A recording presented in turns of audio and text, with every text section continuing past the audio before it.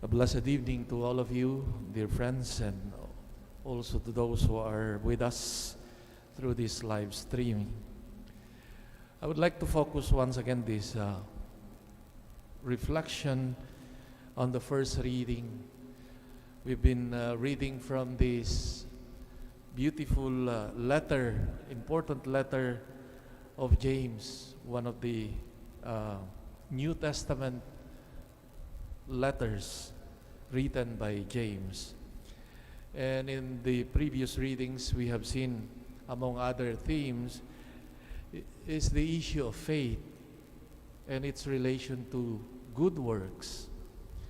He insists, for example, that true faith has to be expressed in concrete, in good works. Because if faith ends in just professing that we believe in Jesus Christ as Lord, etc., according to James, that is just one half. The second half is that it has to be expressed in good works and must bear good fruit. Today, another important and favorite topic of theme of St. James is the issue of wisdom. Now, part of the tradition of the Bible is called wisdom, and it is a gift, now that especially in the East, tradition of the East, that the important persons, revered persons, are those wise persons, meaning persons full of wisdom. But of course, wisdom is differently understood by different people. Like, wisdom is, like, for example, they considered King Solomon as a king full of wisdom, who has knowledge and has the capacity to make good judgment, etc. A kind of an insight, wisdom as a kind of insight into life and ways of dealing with issues, with problems. So many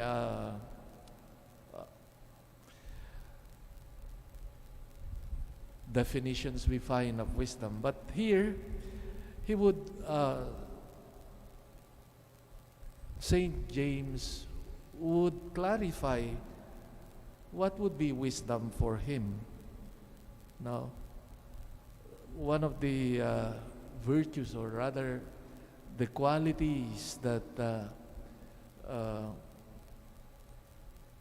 men and women of God try to find, to live according to the wisdom of God. And being wise, according to St. James, meaning who has the understanding of things, is not something only like intellectual thing, that you have an insight like the or something that is academic, or something that is connected with something that an insight into the problems. It is part, but rather he says that true wisdom, according to St. James, is it has to be translated into work, into action of good life, he said. So again, we see his concern is in the practical. Just as faith is tested, is seen, is proven in the concrete, so also wisdom, through knowledge of God, of His virtues, of His ways, must be translated into work, into action. By good life, he said, and in humility. He would add here that this wisdom has to be expressed in action and also in humility. And he would put the opposite of this, and that is, he would say, the opposite of wisdom, according to him, would be expressed, is seen, the lack of wisdom in jealousy, bitter jealousy, selfish ambition in the heart, boastfulness, untruthfulness. This is not true wisdom, according to him. This is earthly, unspiritual, and he would call it even demonic. So wisdom, the true knowledge of a believer, has to be translated into action, work that is good, and it is done in the spirit of humility. Another point, manifestation of wisdom, according to him, is manifested in the capacity and the ability to relate and to live with others well, without jealousy, without selfish ambition. No. And this is the wisdom that comes from above, that is pure, that creates peace, gentle, compliant, full of mercy, produces good fruits, constancy, sincerity. The fruit of this is the great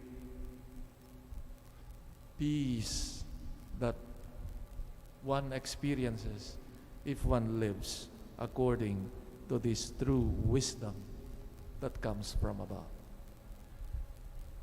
Now, very practical.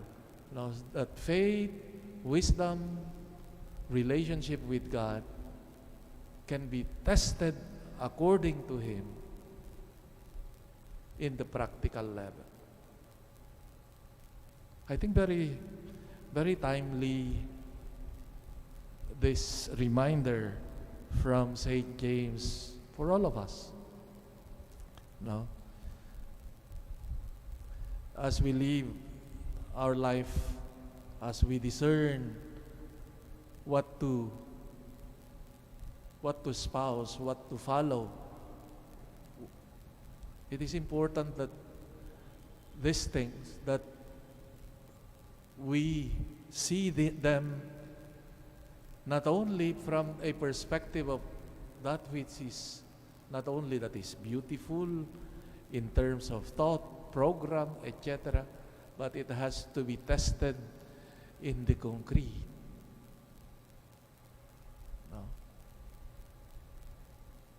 Just as they would say, anong mapapala mo dun sa sasabihin sa'yo, I love you, with all those beautiful poems, pero binubugbog mo naman yung misis mo, o yung hindi mo naman, you do not take care of them. That's foolishness, I would say.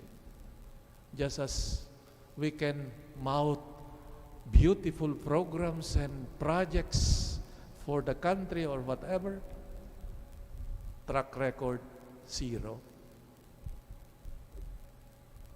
I think this is a very important guide for our decision making, in judging ourselves, and also the things that we need to look critically in our lives. Now, check these proposals, these programs, these things that come to us, and check them if they are realistic, workable, and ultimately for the good of all, and not only just for the sake of throwing these things, mouthing these things.